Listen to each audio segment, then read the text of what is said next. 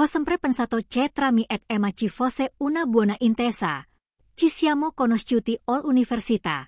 Quando la vita era più semplice, e credevo sinceramente che saremmo invecchiati insieme. Avevamo due bellissime figli, una bella casa e, sebbene la nostra relazione non fosse perfetta, sembrava stabile, almeno così mi ero convinto. Ripensandoci ora, mi rendo conto di quanto fossi cieca. I segnali erano tutti lì, ma io non volevo vederli. Le cose hanno iniziato a cambiare circa un anno fa, Emma aveva accettato un nuovo lavoro, di cui era davvero entusiasta. Era con un politico di grido? David. Era il tipo di persona che indossava sempre un abito o come se ci fosse nato. Tutto carisma e potere. Ricordo che dopo il primo incontro con lui tornò a casa praticamente raggiante. Pensai che fosse l'entusiasmo per il lavoro. Avrei dovuto saperlo meglio. All'inizio non pensai molto al fatto che tornasse a casa tardi dal lavoro o al modo in cui sembrava incolata al telefono. Pensavo che il lavoro fosse solo un impegno, ma poi le piccole cose hanno cominciato ad accumularsi, ha smesso di essere affettuosa. Non intendo solo fisicamente, ma anche emotivamente. Era come se fosse lì, ma non c'era. La donna che avevo sposato stava lentamente schifolando via e non riuscivo a capire perché. Una sera, dopo una lunga giornata di lavoro, le chiesi come andavano le cose in ufficio. Mi ha liquidato dicendo che andava bene con quel tono che mi diceva di non chiedere di più. Bene, quella parola mi perseguitava. Era la stessa risposta che dava ogni volta che cercava di parlarle. Era sempre e solo bene. Ma non andava bene. C'era qualcosa che non andava. E potevo sentirlo nelle mie viscere. La nostra vita sessuale è diventata inesistente. All'inizio pensavo che fosse solo stress. Ma presto mi resi conto che non era interessata. Per niente. Non si giustificava nemmeno più. Ogni volta che provavo a parlarne, mi sgridava o mi diceva che mi stavo immaginando tutto. Perché sei sempre così paranoico? Mi chiedeva con la voce irritata. Mi faceva mai. Ma continuavo a scrollarmelo di dosso dicendo mi c'era solo un periodo difficile. Poi, una sera, accade qualcosa che non potevo ignorar. Era un venerdì e tornai a casa presto, sperando di farle una sorpresa. I bambini erano dai nonni per il fine settimana. Così pensai che forse avremmo potuto passare un po' di tempo insieme, riallacciare i rapporti. Ma quando entra in casa era buio ed Emma non c'era. La chiamai. Ma non rispose. Passò un'ora. Poi Dio. Alla fine entro verso le 22, vestita in modo un po' troppo elegante e per essere solo una lavoratrice fino a tardi. Doveri? Jessie. Cercando di mantenere la voce ferma. Il lavoro, disse in modo categorico, senza nemmeno preoccuparsi di guardarmi. Lavorare fino alle 10. Di venerdì? Non riuscì a nascondere l'incredulità nella mia voce. Sì, il lavoro non si ferma alle 17. Jack, ribatte lei, con gli occhi che mi sfidavano a interrogarla ulteriormente. Ci lavora così tardi? Ho insistito. David sì, disse lei, quasi compiaciuta. Alcuni di noi hanno un lavoro vero. Ecco. La senua David. Il suo capo. Stava diventando sempre più frequente e la cosa mi tormentava. Non l'avevo mai conosciuto. Ma lei ne parlava come se fosse una specie di Salvatore. Ogni frase che usciva dalla sua bocca conteneva il suo nome. David ha detto questo o David ha fatto quello. Il modo in cui si illuminava ogni volta che lo nominava mi faceva scattare un campanello dall'arme. Ma quando cercavo di scavar più a fondo, lei si metteva sulla difensiva o meditiva. Vado a letto, disse bruscamente, interrompendo la conversazione. Non aspettone meno che rispondessi prima di andarsene, lasciandomi lì come un idiota. Quella notte rimasi sveglio per ore, fissando il soffitto e chiedendomi cosa ci stesse succedendo. C'era un pensiero assillante in fondo alla mia testa. Ma continuavo a respirarlo perché non volevo affrontare la verità. La svolta avvenne qualche settimana dopo. Stavo lavorando da casa quando il telefono di Emma ha vibrato sul bancone della cucina. La aveva lasciato indietro quando si era precipitata al lavoro. Lo schermo si illuminò con un messaggio di un certo di. Mi si contorse lo stomaco. Cercai di convincermi che non era niente. Ma la curiosità bella meglio. Apri il messaggio ed actually. Un flusso di messaggi cifatuali. Chose che nessuna donna sposata dovrebbe dire a qualcuno che non sia suo marito. Mi tremavano le mani mentre scorrevo la pagina trovando messaggi che andavano ben oltre il flirt. Non riuscivo a respirar. Non era più solo una brutta sensazione. Era reale. Emma aveva una relazione. Mi sedetti al tavolo e fissai il suo telefono sentendomi come se mi avessero strappato la terra da sotto i piedi. Da quanto tempo andava avanti questa storia? Le importava ancora di noi? Dei bambini? Di me? La rabbia che mi rivoliva dentro era quasi insopportabile, ma non potevo ancora sfogarla. Avevo bisogno di pensare, di capire cosa far dopo. Quella sera, quando torno a casa, non dissi una parola. Feci finta che tutto fosse normale, ma dentro dimoro furioso. Sapevo di non poterla affrontare, non ancora. Avevo bisogno di una prova, di qualcosa di innegabile che avrebbe smascherato tutto. Volevo colerla sul fatto, per farle capire che non era un marito sprovveduto su cui avrebbe potuto camminare. Così? Ho aspettato. E ho pianificato. Nei giorni successivi non riuscii a togliermi dalla mente l'immagine di quei messaggi. Ogni volta che Emma entrava nella stanza, mi si accaponava la pelle. Mi sembrava di vivere con un estranea. La osservo attentamente, alla ricerca di segni, di qualche indizio che potesse confermare la verità che faticavo ed accettare. Sembrava non preoccupata, quasi spensierata, come se non avessi idea di ciò che avevo scoperto. Questo non faceva che peggiorare la situazione. La notte stavo a letto, dormivo a malapena. La guardavo accanto a me e mi chiedevo da quanto tempo mi mentiva in faccia. La cosa mi divorava. Volevo affrontarla. Urlarle contro. Chiederle come avessi potuto fare questo a noi, alla nostra famiglia. Ma non ero pronta per le conseguenze. Non ancora. Invece, ho deciso di scavare più a fondo. Avevo bisogno di qualcosa di più di qualche messaggio. Avevo bisogno di prove solide.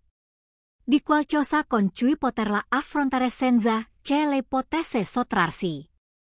Così, una sera, mentre lei faceva la doccia, ho preso di nuovo il suo telefono.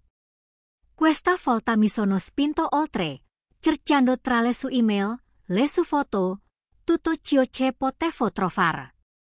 Il cuore mi batteva nel petto, mentre scorrevo settimane, forse mesi, di conversazioni segrete con David.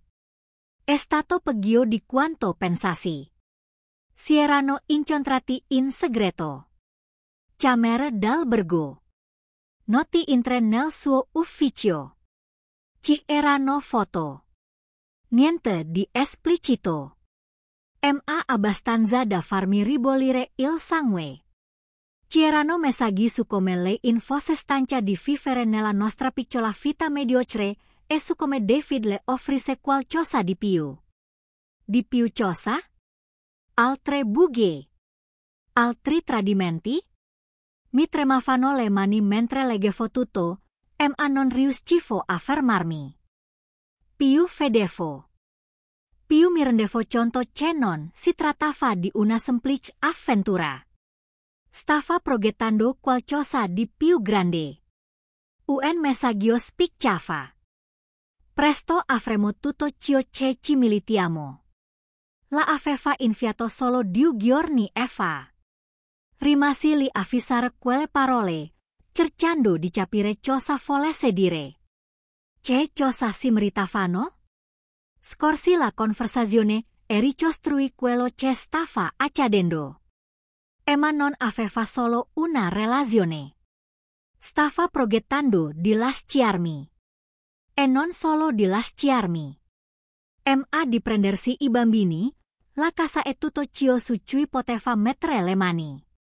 David era potente e, da quanto ho capito, aveva le risorse per sostenerla.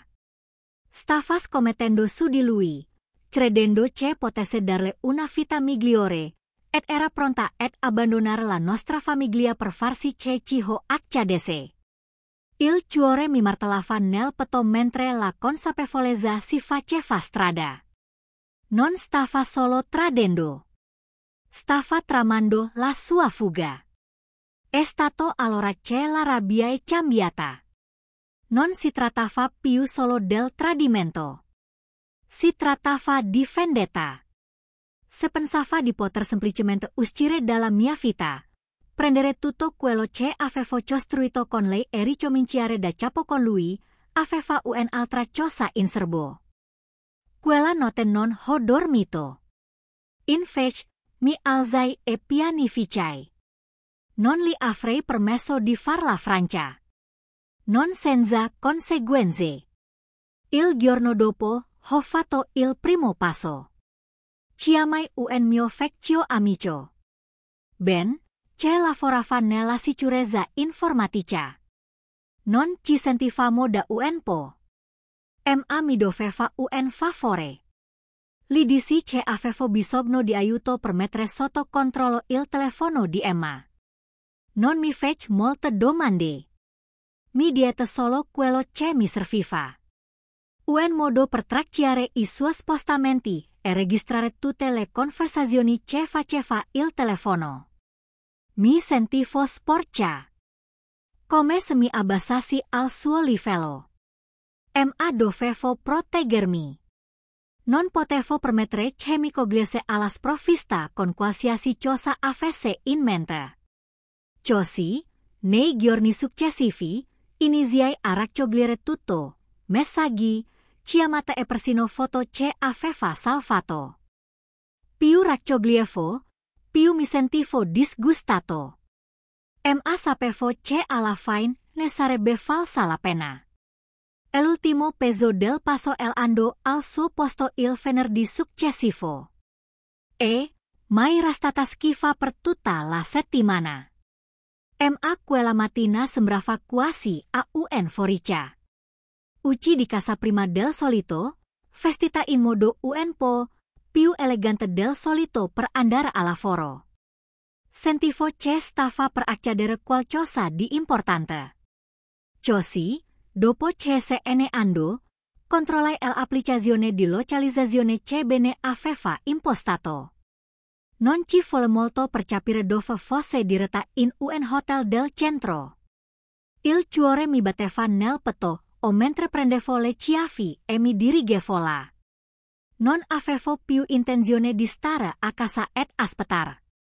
Dovevo vederlo con I miei occhi.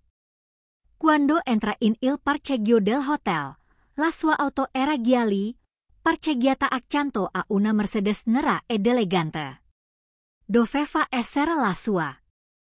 Quella di David. Aspettai con il cuore che batteva forte e I palmi delle mani che sudavano. Non sapevo cosa avrei fatto se li avessi visti. Una parte di me voleva precipitarsi lì dentro e mettere a suo quadro l'intro-posto. Ma l'altra parte di me sapeva che dovevo mantenere la calma. Dovevo mantenere il controllo. Passo un'ora prima che li vedersi. Emma uscì per prima, sorridendo con il braccio intrecciato a quello di David. Sembravano due adolescenti che uscivano di nascosto dalla classe. Non un uomo e una donna che stavano distruggendo due famiglie. Scattai un paio di foto con le mani che mi tremavano.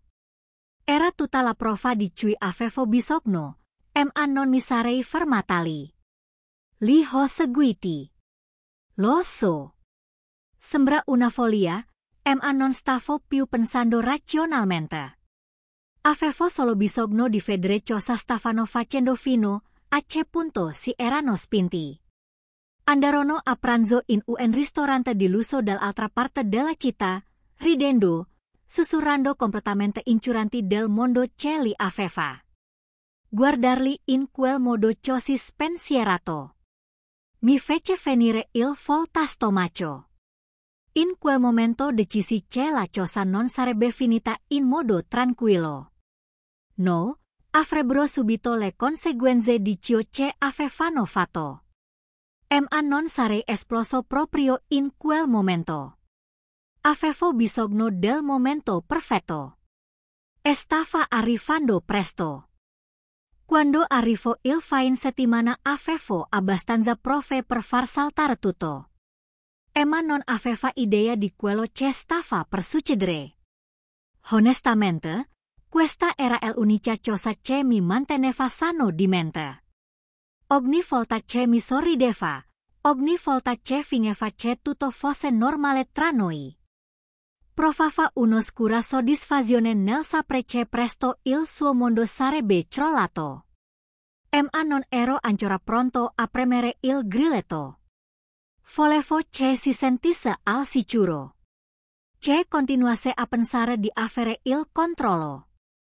Volevo che credesse di essere ancora lei a ghiocciare. Così rimasi in silenzio, aspettando il momento giusto. Lasciando lasciare ancora di più nel pasticcio che lei e David avevano creato. Non si trattava più solo della loro relazione. Ma di quanto erano disposti a spingersi oltre per fregarmi? Sabato mattina si svegliò di buon'ora, sorridente. Vestita con un abito nero attilato, o che era troppo elegante per una semplice giornata di lavoro. Non cercò nemmeno più di nascondere la sua eccitazione. Esco per un po', disse, sorseguendo con disinvoltura il suo caffè come se stesse andando a una lezione di yoga. David ha un grande evento aziendale domani sera. Stiamo facendo gli ultimi preparativi. Annui, fingendo che non mi importasse. Hai bisogno di aiuto con I bambini. Mi ha fatto cenno di no. No, Estea Serafano da mia madre. Sarò impegnata per tutto il fine settimana. Questo era il problema di Emma. Non perdeva mai un colpo quando si trattava di assicurarsi che le subugie fossero perfettamente avvolte in un fiocco. Pensava di aver capito tutto. Va bene, dissi, senza insistere oltre. Vedevo che era di fretta, con gli occhi che andavano al telefono, probabilmente in attesa di un messaggio di David. Non appena se ne andò, mi sedetti al tavolo della cucina, fissando il mio caffè, cercando di capire cosa stavo per fare. una parte di mesi chiedeva come si fosse arrivati a questo. 15 anni di matrimonio, due figli, una casa costruita insieme e ora tutto si stava disfacendo nelle mie mani. Ma non si trattava più solo di salvare me stesso. Si trattava di assicurarsi che le nonne usci sin dene. E nemmeno lui, la domenica pomeriggio avevo già sistemato tutto. Emma era stata a malapena a casa per tutto il fine settimana. Se non per prendere qualche cosa qua e là, sempre di corsa. Sempre a controllare il telefono. Non c'era bisogno di chiedere dove stesse andando. Lo sapevo già. Ma mia de guai, sorridendo, fingendo di essere il marito sprovveduto che, col senno di poi, ero stato per troppo tempo. Quella sera, mentre accompagnavo i bambini da sua madre, mi sono chiesto se fosse l'ultima volta che avrei visto la nostra famiglia insieme. Sapevo che dopo questa sera nulla sarebbe stato più come prima. Saluta il Sara e Lily con un bacio, dicendo loro che sarei passato a prendere le domattina. Sorrisero e salutarono, incuranti del temporale che stava per abbattersi.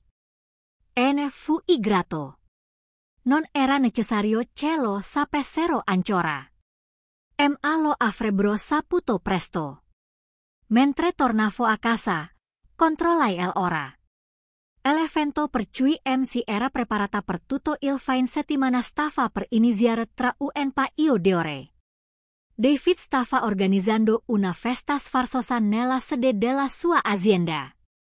Un grande gala di networking, in cui gli uomini d'assari e i politici più potenti della città si sarebbero riuniti per sfiorarsi e parlare di affari.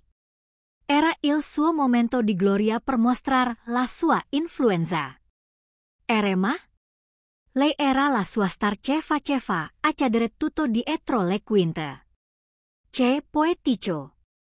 Pensai che non avessi idea che tutto il suo mondo stava per tronare di fronte a quelle stesse persone. Sono arrivata al gala un po' in ritardo, infilandomi tra la folla. Il locale era pieno di gente, tutti vestiti in modo elegante, bicchieri di champagne che tintinavano, le solite chiacchiere che ci si aspetta in un evento del genere. Ho notato vicino all'ingresso che parlava con alcuni membri del consiglio di amministrazione con un sorriso ampio e falso come se fosse nata per questo. Ideve? Era al centro di tutto, stringeva mani, rideva, comandava la stanza come se fosse sua. La vista di loro due insieme mi fece venire il volta stomaco. Mi tenia di stanza, aspettando. Non avevo intenzione di affrontarli per il momento. No, avevo in mente qualcosa di meglio. Mi feci strada tra la folla, fino alla sala di controllo dove si trovava il team on di offensivo dell'evento. Non ci vuole molto per convincerli a lasciarmi dar una rapida occhiata alla attrezzatura. In fondo, ero solo un marito preoccupato che voleva controllare il duro lavoro della moglie. Non ci hanno pensato due volte quando ho inserito una chiavetta USB nel sistema e ho caricato l'audio che avevo preparato. Ancora pochi minuti e l'intera sala avrebbe sentito tutto.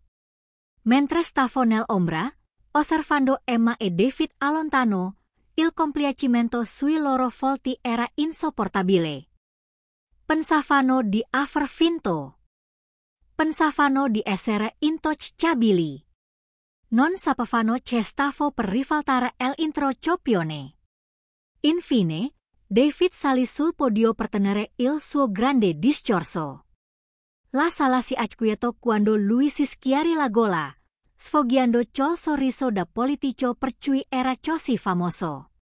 Iniziò a parlare del successo dell'azienda. Di tutto il duro lavoro svolto per l'evento, lanciando uno sguardo a Emma come se fosse la sua regina. La folla pendeva dalle sulabra, in radicio che stava per accadere. e poi successo. Proprio a metà del suo discorso, l'audio si è interrotto. Per un attimo c'è stato silenzio. Un mormoreo confuso attraverso alla folla e il volto di David si rigidì per la confusione. Poi, la mia registrazione iniziò a suonar.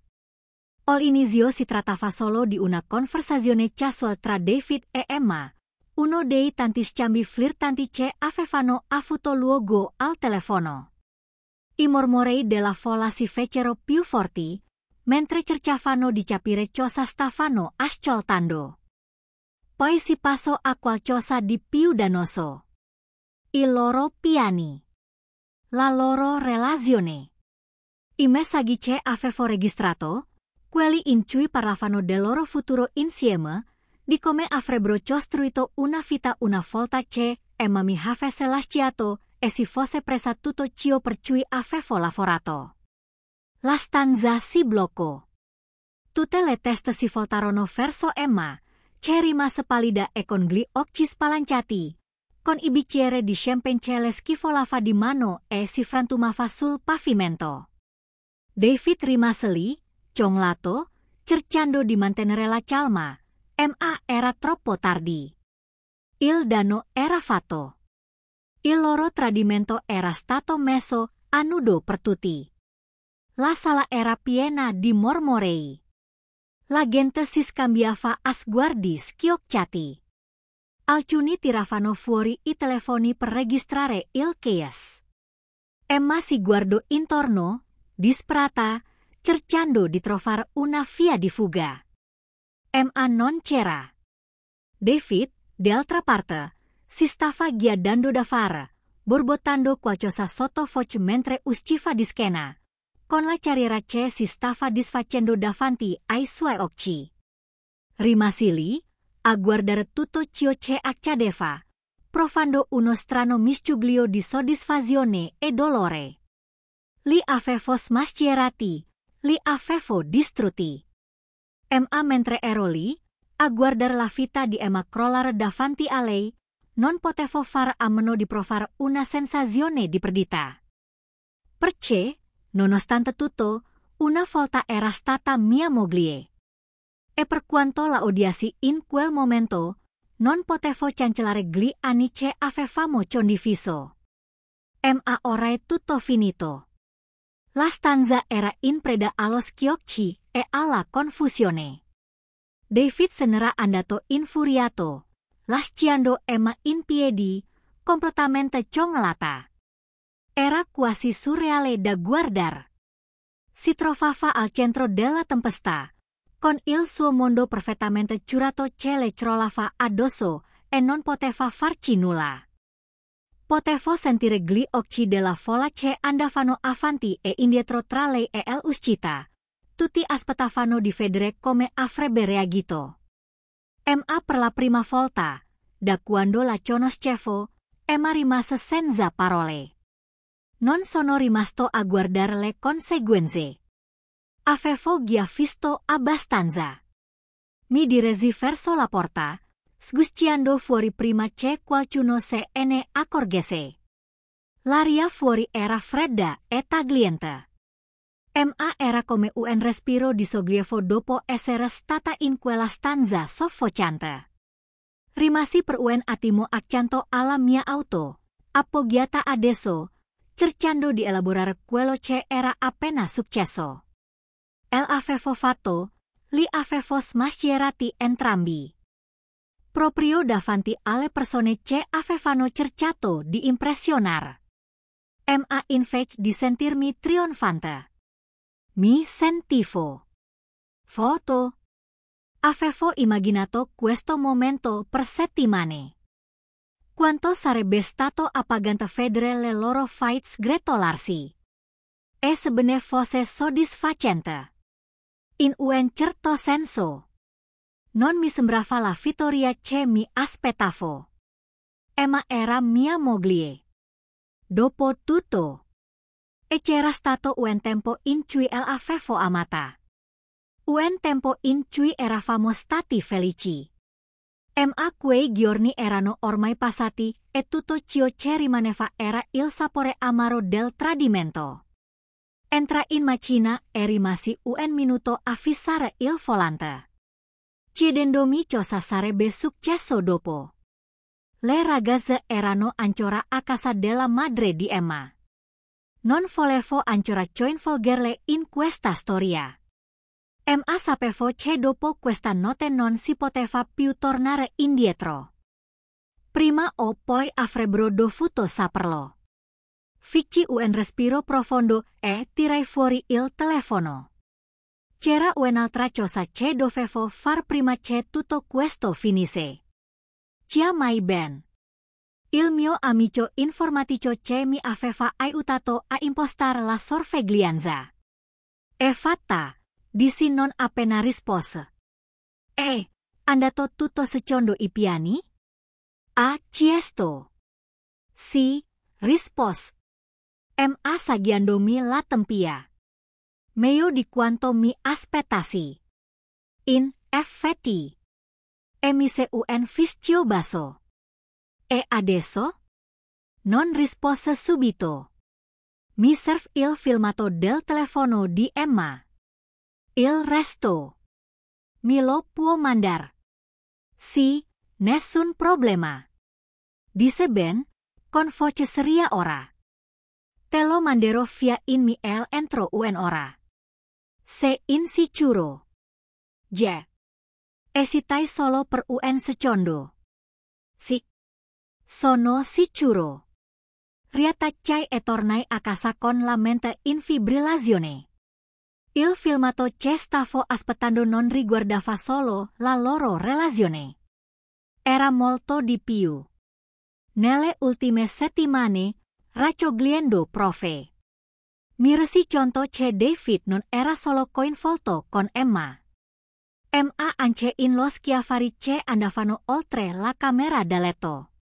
Riciclaggio di denaro, evasione fiscale, favori politici. Era tutto lì. Sepolto nelle loro conversazioni private. All'inizio non avevo pensato di usare quelle informazioni. Ma ora? Ora sembrava l'ultimo chiodo nella bara. Quando tornai a casa. Mi sedetti al tavolo della cucina, aspettando le mail. La casa sembrava più vuota del solito. Ogni stanza. Ogni mobile mi ricordava la vita che Emma e io avevamo costruito insieme. Guardai le foto appese alla parete. Quelle di noi in vacanza, sorridenti, felici.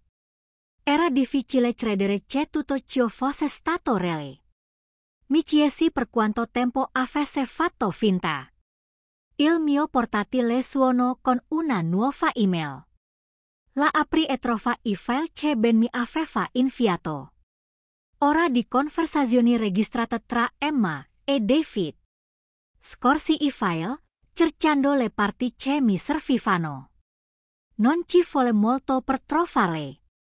Le conversazioni erano esplicite. Parlavano di tangenti, accordi segreti e favori scambiati a porte chiuse. Non si trattava più di una semplice relazione. Ma della corruzione più assoluta. E sapevo esattamente cosa farne. La mattina dopo chiamare un contatto che avevo preso un'agenzia di stampa locale. Eravamo andati all icio insieme. Sebbene non fossimo esattamente amici. Sapevo che sarebbe stato interessato a ciò che avevo.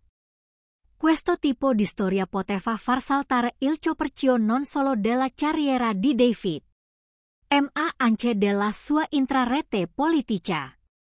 Nel giro di poche ore, ero seduto di fronte a lui in un piccolo caffè del centro, facendo scorrere una chiavetta USB sul tavolo. Cos'è questo? Chiesi alzando un sopraccio. Diciamo che uno scoop che chiude la carriera. Risposi, sorseggiando il mio caffè. Per un politico che ha giocato sporco per molto tempo. Ol inizio sembrava scettico. Ma quando ha collegato il disco a portatile e ha iniziato a riprodurre le registrazioni, i suoi occhi si sono allargati. Santo, è una cosa enorme. Lo so, dissi, appoggiandomi alla sedia. Ed è tutto tu. Rimase in silenzio per un minuto, scorrendo i file. Perché mi stai dando questo? Diciamo che ha un interesse personale, risposi, senza svelare troppo. David ha incasenato la vita delle persone per molto tempo, compresa la mia. E ora c'è qualcuno lo faccia fuori. A noi lentamente, dovrò verificarlo. Ma se è vero, potrebbe essere una notizia da prima pagina. Ti rendi conto che questa sarà la sua fine? Vero. L'idea è quella. Dissi alzandomi. Confido che saprei come gestirla. Lascia il bar senza voltarmi indietro. Ormai la situazione era fuori dal mio controllo. Entro la fine della settimana, la storia sarebbe uscita e il mondo di David sarebbe crollato. Sue conoscenze, i suoi soldi, la sua influenza, tutto sarebbe scomparso. Erema? Beh, sarebbe stata un danno collaterale. La stampa avrebbe indagato sul suo coinvolgimento. Anche se non avrebbe rischiato il carcere, la sua reputazione sarebbe stata distrutta. Avrebbe perso tutto ciò per cui aveva tramato. Era tardi quando andai a prendere le bambine a casa della mamma di Emma. Sara e Lily erano stanche e i loro visini si sono increspati per la confusione quando ho detto loro che sarebbero venute a casa con me. Mi chiesero perché la mamma non fosse venuta a prenderle e io feci del mio meglio per mantenere le risposte vague. Non ero pronta a spiegare loro tutto? Non ancora. Dissi loro solo che c'era stato un cambiamento di programma e che sarebbero rimasti con me per un po'. Quella sera, mentre li mettevo a letto, mi sedetti per un attimo sul bordo del letto di Sara, guardandola ed ormentarsi. Non riuscivo a smettere di pensare a quello che sarebbe successo dopo. Domani mattina l'articolo sarebbe stato pubblicato. Tutta la città avrebbe saputo che tipo di uomo era David e che tipo di donna era diventata Emma. Il nostro matrimonio, la nostra vita insieme. Tutto sarebbe stato messo a nudo perché il mondo lo vedesse. E per la prima volta dall'inizio di tutto questo, ho provato uno strano senso di pace. Error of Panomen liberal. La mattina dopo mi svegliai presto, sentendo il peso di tutto ciò che stava per accadere. Mi preparai una tazza di caffè. Mi sedetti al tavolo della cucina e aprì il portatile. La storia era già stata pubblicata. Era lì, in prima pagina su tutte le testate giornalistiche della città. Il politico David Broughton smascerato in uno scandalo schiocciante. L'articolo, scrutando le righe che confermavano ciò che già sapevo. La carriera di David era finita. Le registrazioni, i documenti finanziari, i dettagli di tutti gli affari loschi che aveva fatto, erano tutti messi a nudo perché il mondo li vedesse. Non era più solo la relazione con Emma a essere al centro dell'attenzione. Era la corruzione, la concussione, il denaro sporco che aveva usato per sostenere la sua immagine e la sua carriera. C'erano citazioni di personalità politiche, di esperti legali, persino dei suoi colleghi. Tutti prendevano le distanze da lui. Ormai era tossico. Ho controllato il mio telefono. Nessun messaggio di Emma, nessuna chiamata persa. Emma sapevo che non sarebbe passato molto tempo prima che mi contattasse. Di sicuro, meno di un'ora dopo, il mio telefono squillo, era lei. Ho esitato un attimo, fissando il suo nome sullo schermo prima di rispondere. Jack, la sua voce era tremolante, come se avesse pianto. Per favore, possiamo parlare? Non risposi subito. Una parte di me aveva aspettato questo momento. Immaginando cosa avrei detto quando finalmente avrebbe chiamato, disperata e distrutta. Ma ora che stava accadendo, la rabbia che mi aveva alimentato per settimane non c'era più. Sentivo solo il vuoto. Parlare di cosa, Emma? Disia bassa voce con la voce ferma. Hagia detto tutto. Per un attimo ci fu silenzio altro capo. Sentivo il suo respiro, il suono sommesso del suo tentativo di trattenere le lacrime. Non sapevo che sarebbe arrivata a tanto, sussurrò. Io non hai fatto cosa? La interrupì, indurendo la voce. Non sapevi che scopare con il tuo capo e aiutarlo a rovinare la vita delle persone, poteva avere delle conseguenze. O non viene importava nulla?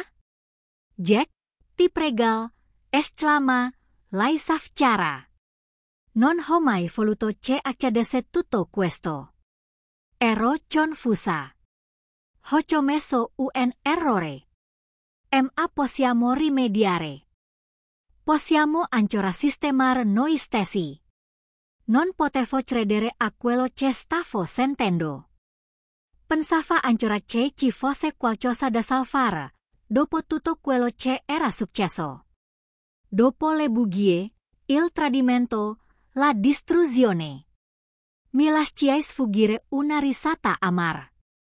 Sistemarsi, dissi, scotendo la testa. Emma, non c'è più uno. Hai distrutto molto tempo Eva. Comincio a singhiozare dall'altro capo del filo. Avrei voluto provare qualcosa, soddisfazione, rabbia, forse anche pietà, ma non lo feci. Sentivo solo stanchezza. Avevo chiuso. Non potevo tornare indietro. Mi ero già messa l'anima in pace. Cosa vuoi che ti dica? Jessie. La mia voce ora più morbida. Ma ancora fredda. Che ti perdono? Che tutto andrà bene. Non è così. Lo sai bene. I suoi singhiozzi si trasformarono di nuovo in silenzio e la sentì lottare per ricomporsi. Mi dispiace, sussurrò infine, con voce appena udibile. Per tutto, so di averci rovinato e so che colpa mia. Ma lo ragazza. Jack, ti prego. Ho bisogno di vederle. Non avevo pianificato di tenere i bambini lontani da lei. Per quanto disprezzassi ciò che aveva fatto, non le avrei impedito di essere la loro madre. Ma ora le cose erano diverse. Non si trattava solo della relazione.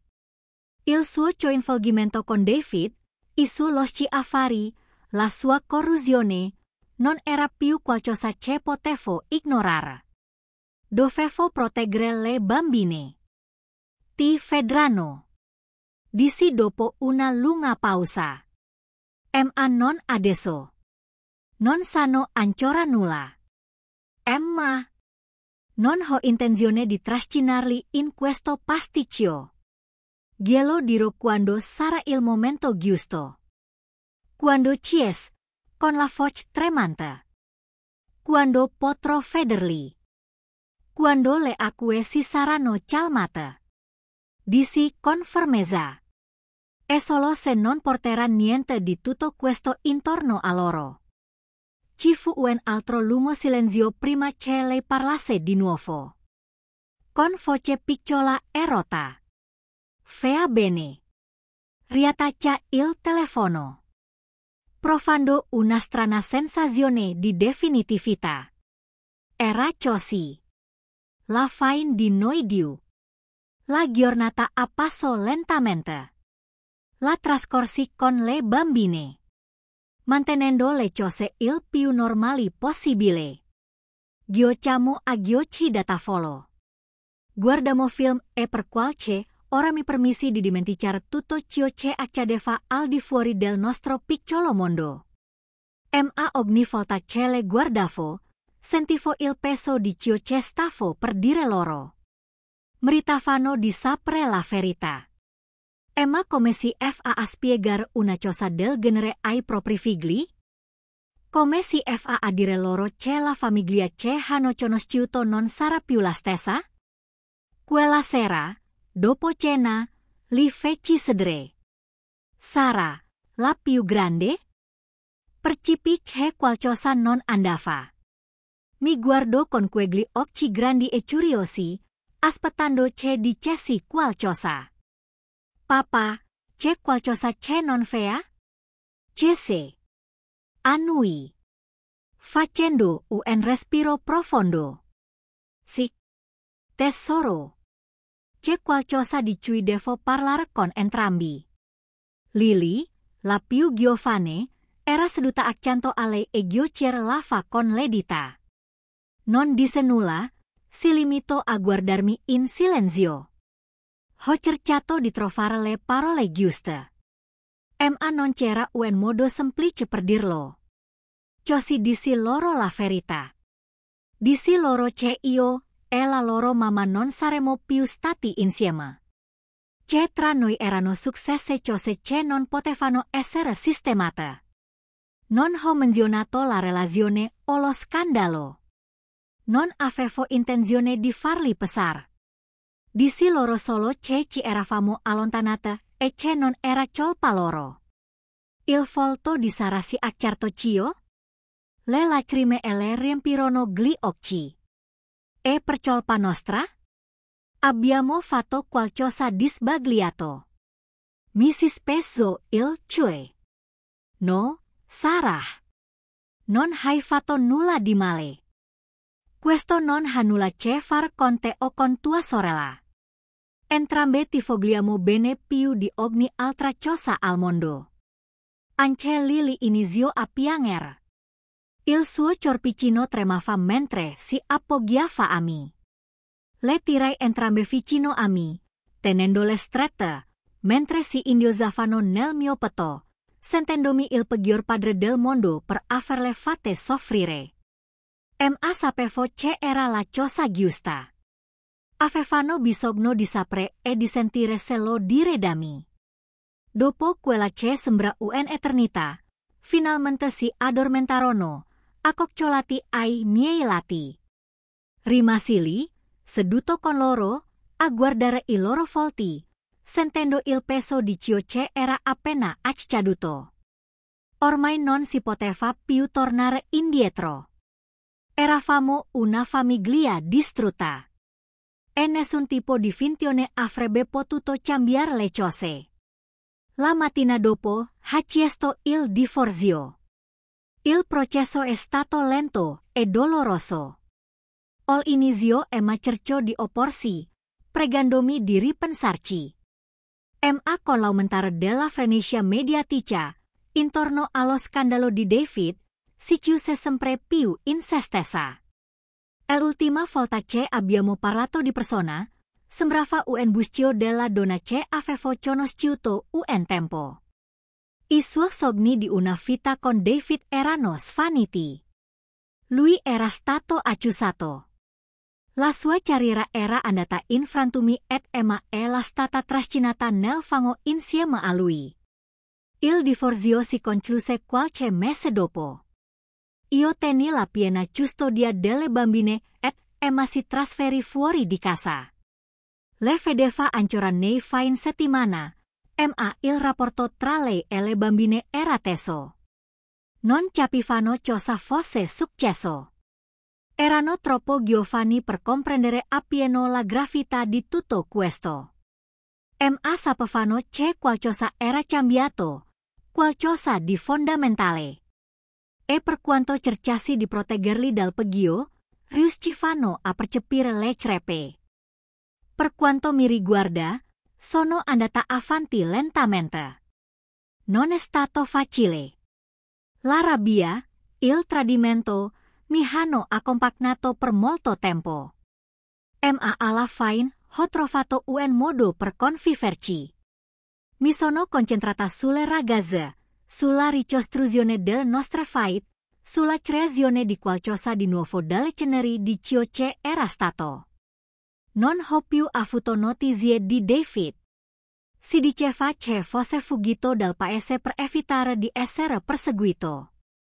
Emma cercò di rimettere insieme i pezzi della sua vita. Ma le cose non furono più le stesse per lei. Persi il lavoro, la reputazione e la vita che aveva cercato di costruire con lui. Alla fine, tutto ciò che le rimase fu il relitto di ciò che aveva scelto. E per quanto mi riguarda, ho finalmente trovato la pace.